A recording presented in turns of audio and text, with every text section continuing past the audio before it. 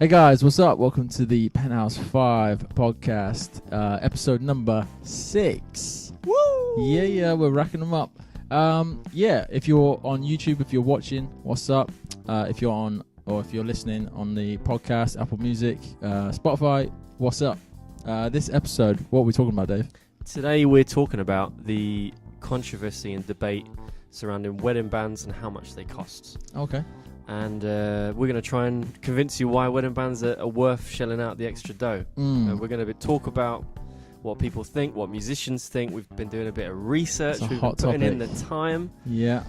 We've got lots to talk about. I'm looking forward to it. So if you are a client, if you're looking to book a band, if you're maybe looking for your wedding and booking a band, or your event or a birthday party or whatever, whoever you are, if you are looking to book a band, I think the important subjects that we are going to talk about today, like you said, is the pricing of a band and why a band doesn't come free, doesn't come for a few £100.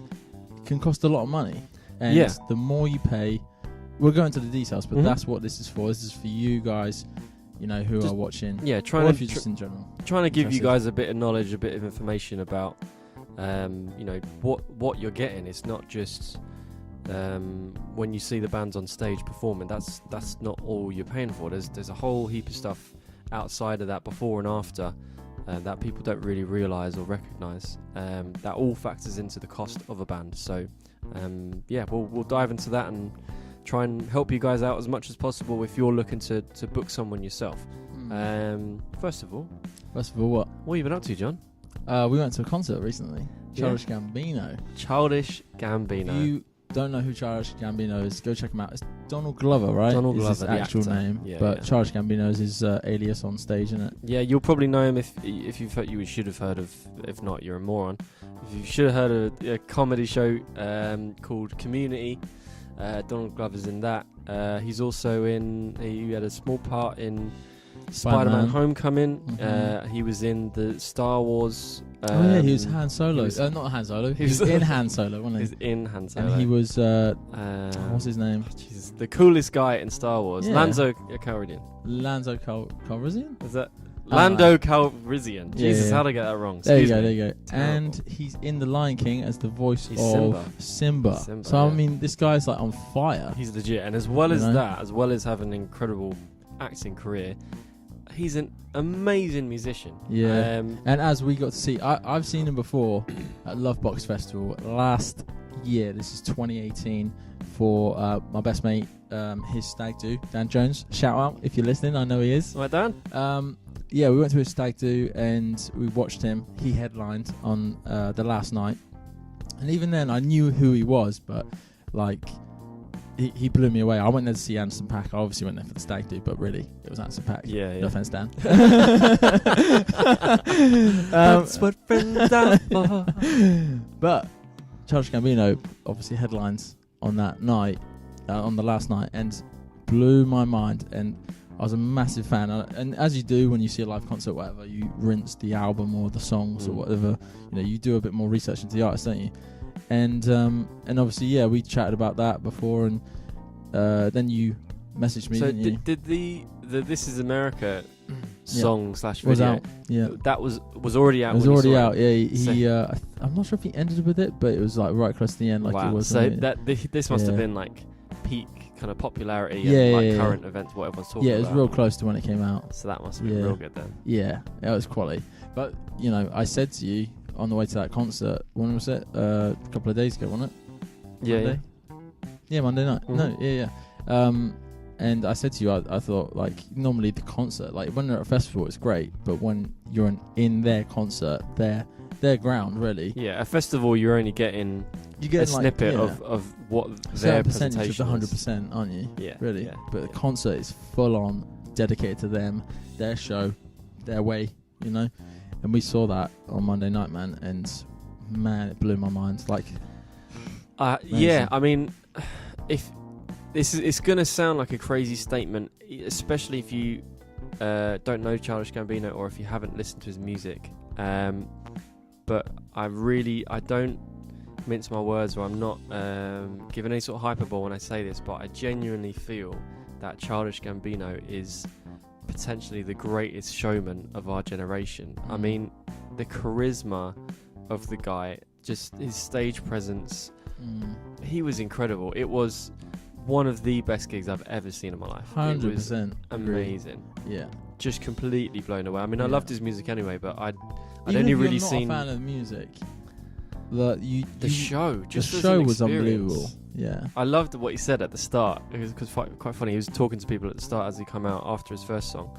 And he was saying to people, thanks for buying the ticket, wasn't he? He was like, yeah, he was really appreciative. But then he kind of said to everyone, like, he's like, hey guys, everyone got your phones up? And everyone went, oh, and all the people put their phones up. And he said, yeah, put your phones down. Yeah. I'm giving you an experience tonight. This isn't just about the music.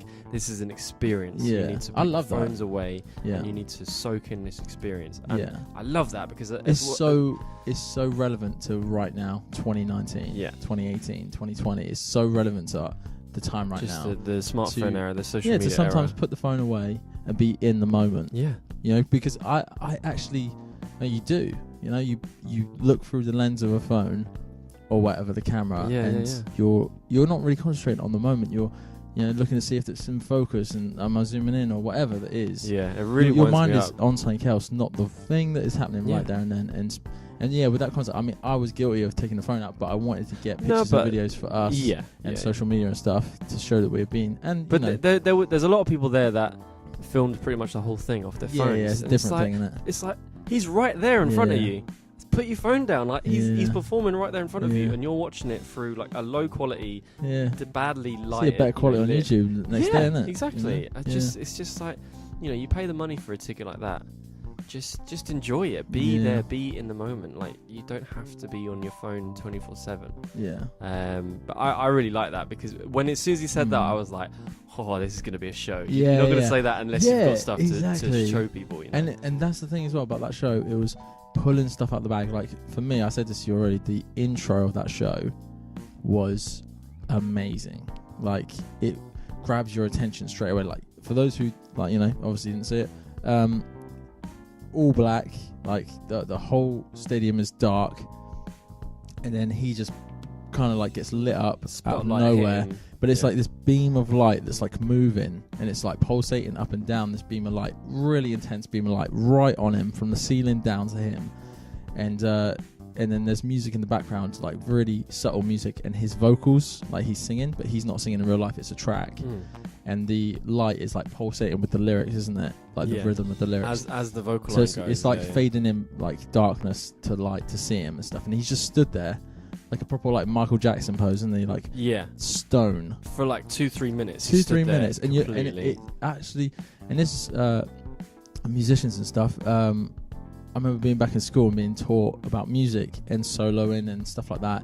And all music is, and all of it is just tension and release, and it's just the build up and the climax, and then like the satisfaction, and then again the build up and the tension, and then the release, and that's all it is. That's all music is. That is all really anything is, but that's what the show kept doing, and I loved it. It was like it's built up, and you're like, oh my god, what's coming? It's coming! It's coming! You it's gonna happen. And it drew out for so long that when it hit, it was just like, oh. And then it just and then you just like in the moment you're like and like, it flows, and it just does it again and again and again and again. It's just like it's amazing, But it was just I can't think of another artist that's as because you've seen Bruno Mars and Justin Timberlake, right? Yeah, and they're two of the biggest artists probably like right now, and like the last. And the band was amazing, and it was an almost perfectly polished, tight, incredible performance. Both of them were brilliant, but I think Childish Gambino, he had a rawness to him.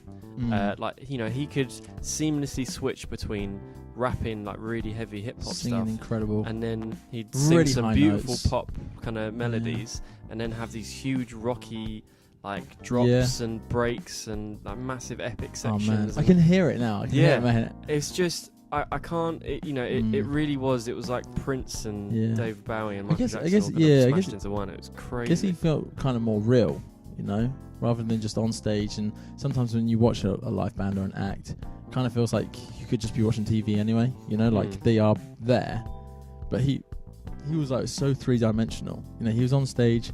He was so interactive on stage, and then he came off stage, and the whole thing where he like went backstage, and then the camera went on 2 screens, and you're like, he's walking somewhere. Where's he going? And then we were like, oh, he's at our number gate, and then he pops out. Literally right above us, and it was crazy. And he walks down the stairs singing, and then goes back to the stage, and he comes out again, and near the end. Just unbelievable, man. Like, seriously unbelievable. But anyway, I think we'll leave it at that. Yeah. So let's get into this topic of how much you pay for a band. Why do you pay quite a large sum for a band?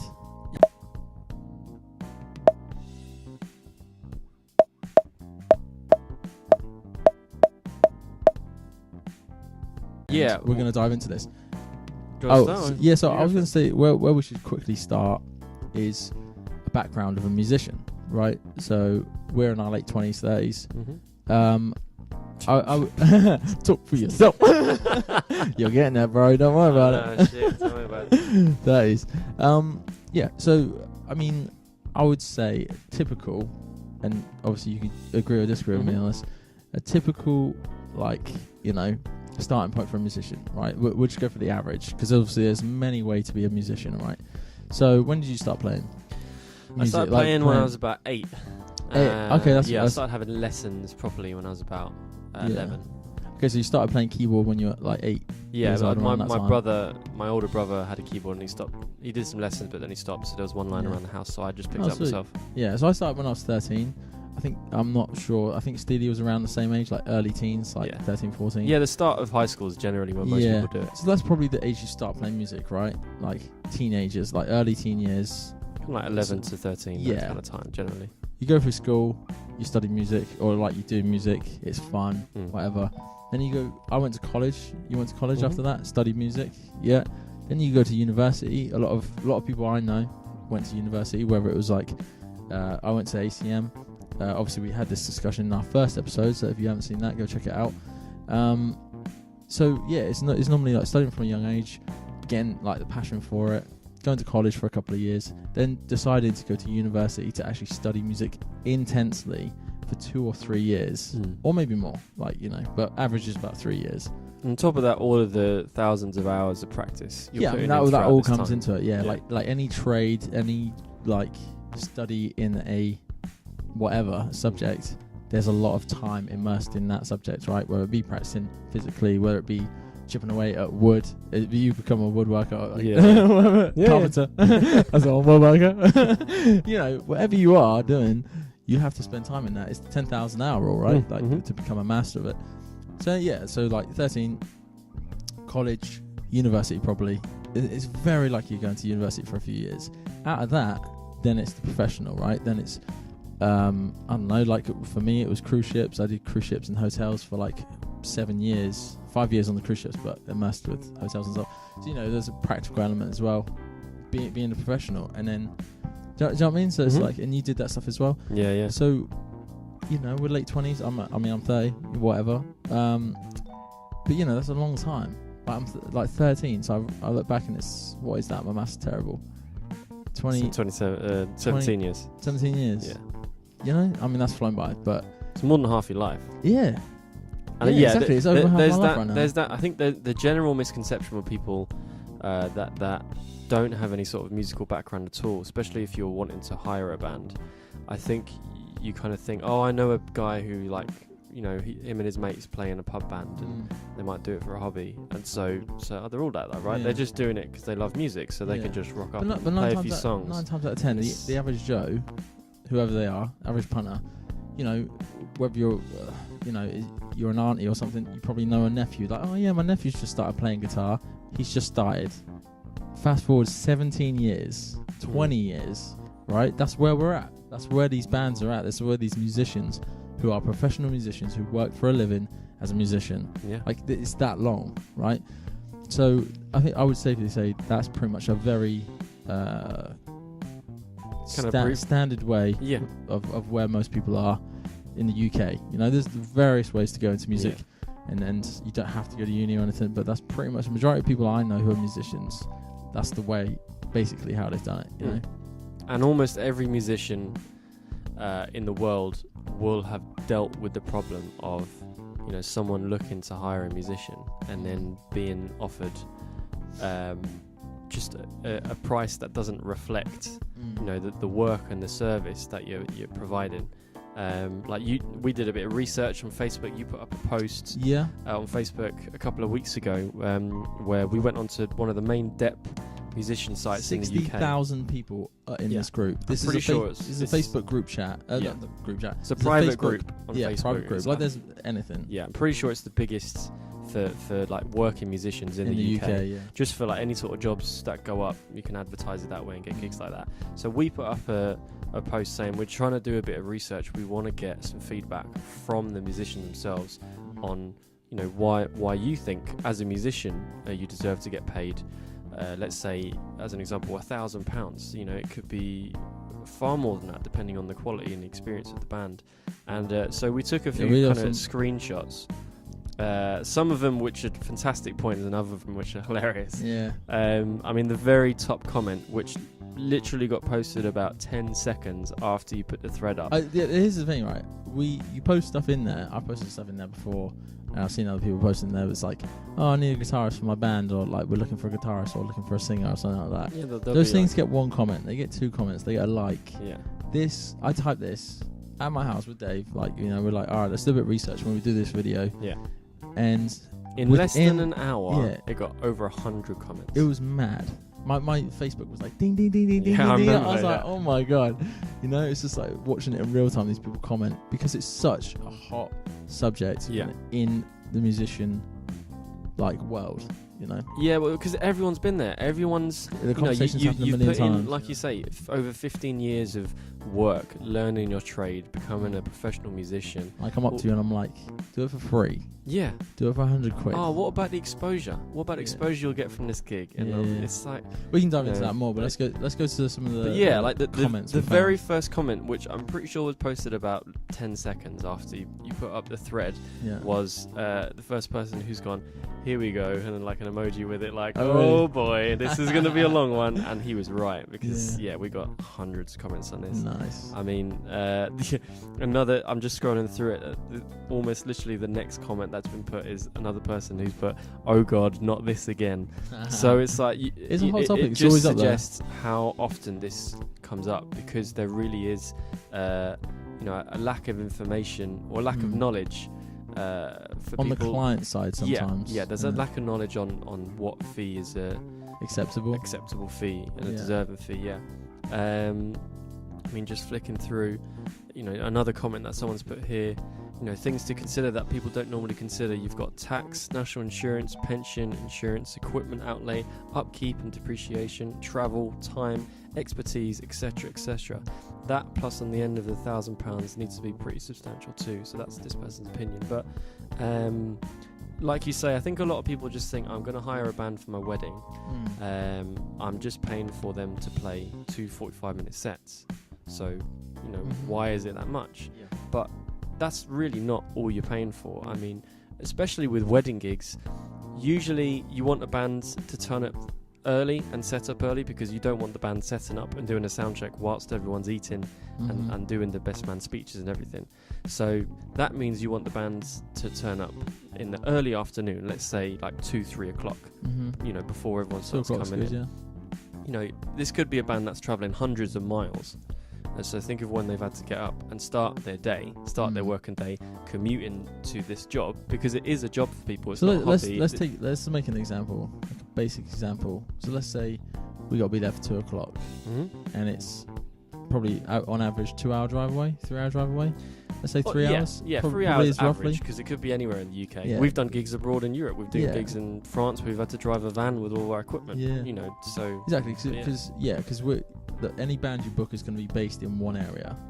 So, London, for example, and then like 3 hours away from that could be Dorset, you know, or Leeds or whatever. Yeah, could be anywhere. So, and not every gig every weekend is in London. Like if you're based there, like wherever you're based, it's not going to be every single gig every weekend. So let's say a 3 hour drive. So you got to be there. Like let's say 1 o'clock you'll be there. So we're setting up for, the ceremony or something like that. Yeah, before everyone starts to come into the reception. Yeah. So got to be there for 1. That's 3 hours before.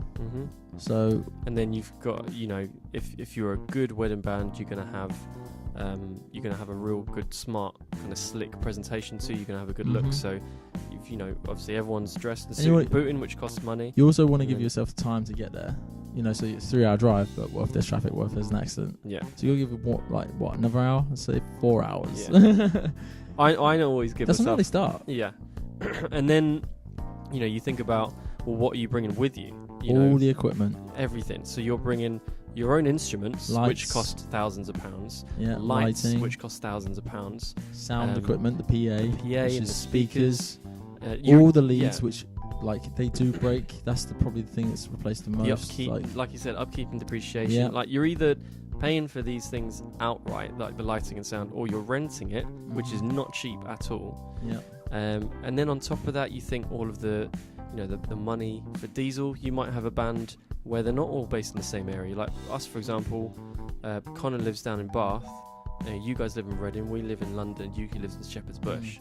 So there's potentially 3 or 4 cars all going to the same place. So all the petrol and money for that, and all the driving, all the equipment we're going to bring, all the setup and everything. So immediately before we've even done anything, you're talking about the event starting at say 9 p.m.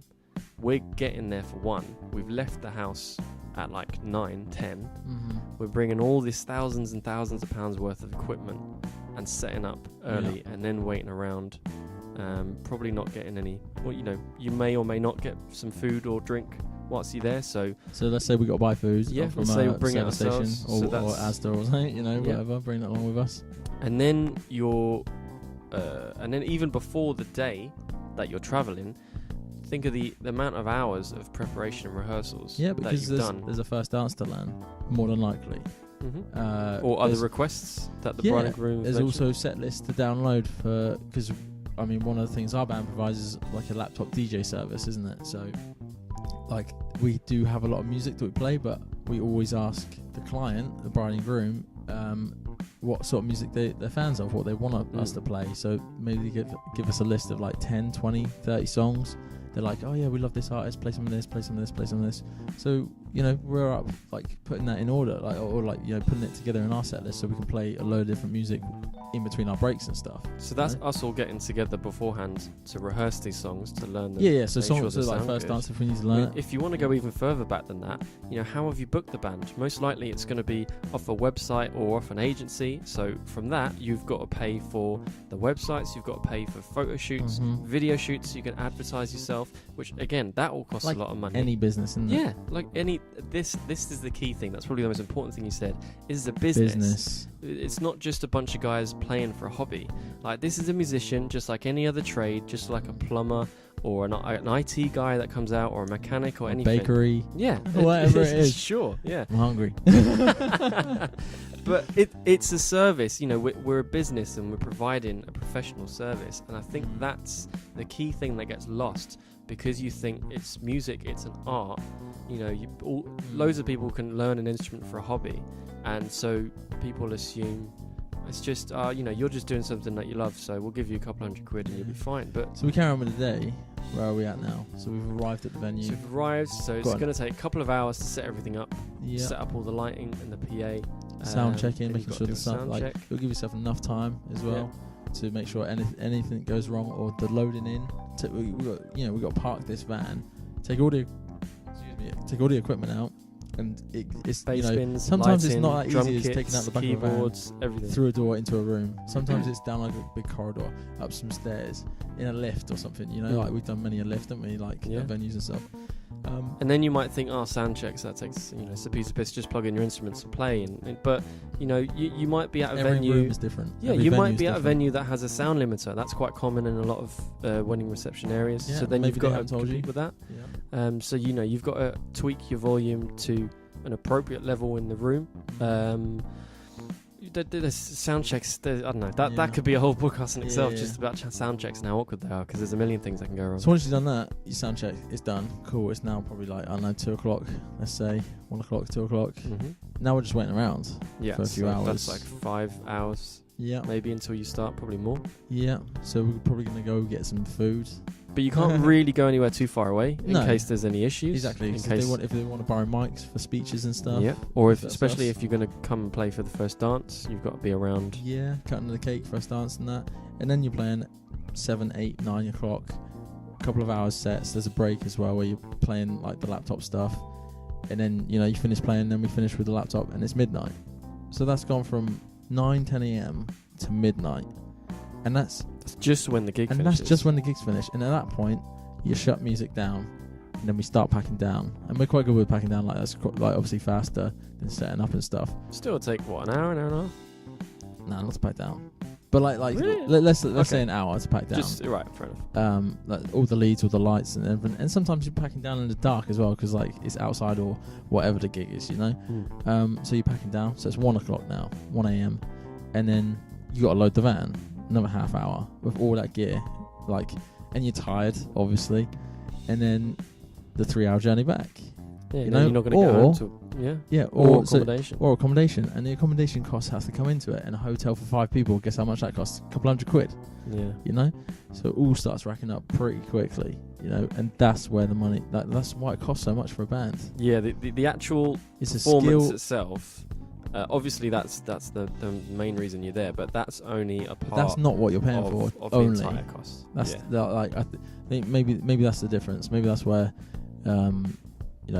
some people are like, yeah, but you're only playing like 2 hours. It's everything we just listed before that. Yeah. Everything we just listed before that. And just going back to it being a service, you're a professional musician. That might be your main job. You're a musician by trade. That's your main source of income. So you think, okay, you're paying £1,000 for 4 people, so that's 250 quid per person. So you're talking about them working 14 plus hours on a weekend, which is that's supposedly time off for most other people, but they're And working that's the weekend 14 gone, hours a really. day. Yeah. Let's think about it. It's the weekend gone. Like Friday, Saturday, maybe a Sunday as well, gig. But that's the weekend gone for those people, like the musicians. Yeah, of course we want to do it. We love doing it. That's what it is. But your wedding is that Saturday in 1 year. Yeah. You have every Saturday off. You have every Friday off. Like, do you know what I mean? Like, yeah, it's just one of those things. It's the social part, The social life of a musician kind of goes out the window a little bit, I guess. You got any more comments? Yeah, let's have a So look. there's There more was a comments really from the interesting Facebook one. Let's have a look. So it's a thing that's been said many times, but it works. Take 4 or 5 plumbers, electricians, or IT guys, have them drive 100 miles, bring thousands of pounds worth of tools with them, and have them work for 6 hours at night time on a weekend. See how much that costs. It's like, just to put it into context, and this isn't us like, just to say, this isn't us like pissing and moaning and complaining or anything, but we're just trying to provide a bit of context so you can understand where we're coming from. There's a lot of people that musicians that's their main job, Yeah, so you have to treat it as such. I think when that person is using the plumber example, that's a very common example when it comes to this conversation. Say, yeah. But when it comes to that, I think society, sees that as a real job. Sees exactly, it's a real job. That's yeah. a real job. Like, Musician's not a real job. The plumber is known as hardworking. Had to go for a lot of time, learning the most skills. plumbers. yeah, most plumbers. Yeah, damn you lazy. But you know what I'm saying. Where we at? So yeah, what other comments you got? I wanted to find one that was really good. This is the one. This is the one that hits home to me most. How much time we got? What are we on? We're on 28 minutes. Okay, so I'll be quick. So I'll read this out. So this person says the reason for why you'd pay £1,000 or more, because we're going to spend days learning your requests. I'm going to make you cry with emotion in your first dance song. We're going to sing the living shit out of your wedding. My bandmates are going to tear it up. I'm going to sweat my tits off. I'm going to perform like never before and not accept less than to have that dance floor filled and bouncing, making you memories to last you the rest of your life. That's the reason why you should pay the money. You pay more money. That's the reason why you should pay more money for a good band. Because they're going to provide memories. They're going to provide a night that you're never going to forget. It's going to be incredible music with an incredibly tailored, professional, amazing band. And people are going to remember your wedding for years and years to come because of how incredible the night was. And that's what you want for your wedding. You want everyone, obviously it's a day for you, but you want all of your best friends and family to enjoy it as well. So that's the main reason. For the YouTube viewers, thanks for watching. Check out the next episode from us, Penthouse 5. Peace. See you later.